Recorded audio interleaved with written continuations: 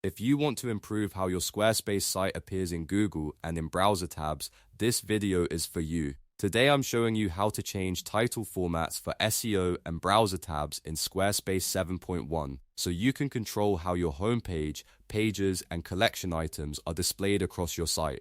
This is one of those simple settings that can make your website look more polished, more consistent, and more search-friendly. And before we jump in, if this tutorial helps you out, please hit the like button and subscribe for more easy website tutorials just like this. It really helps the channel and it lets me know to make more videos like this one.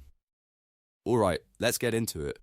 First, log into your Squarespace dashboard and select the website you want to edit. Once you're inside your site, look at the left-hand sidebar. From there, click Settings, then go to Marketing, and then click SEO Appearance.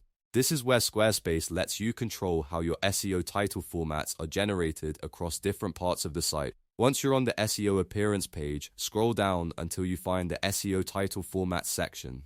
In this area, you'll see 3 separate fields, and each one controls a different type of page on your site. This is important because Squarespace does not use just one title format for everything. Instead, it gives you different formatting options for your homepage, regular pages, and collection items. The first one is the homepage format. This controls your main domain link, which is usually the most visible title for your site in search results and browser tabs. For the best result, use the formula %h target keyword or location. In simple terms, this means your site name appears first, followed by a keyword or location phrase that helps reinforce what your business or website is about. So if your site is a local business, you might use something like your brand name and then your city or service area. This can help your homepage title be more descriptive and SEO friendly. Next, move to the pages format. This setting controls standard pages like your About page, Contact page, Services page, or any other regular page on your website. The recommended formula here is %. This format places the page title first, followed by your site name. It's a clean and professional structure, and it works very well for most websites because it helps visitors and search engines instantly understand what the page is about. Then you have the collection items format. This one is for individual blog posts, shop products, portfolio items, or any other collection-based content on your site. For this section, the recommended formula is each %. This keeps the collection item title organized while still reinforcing your site name at the end. It's a great way to keep your content consistent, especially if you publish a lot of posts or products and want a more structured title format across your site. As you enter each format, take your time and make sure the symbols are typed correctly.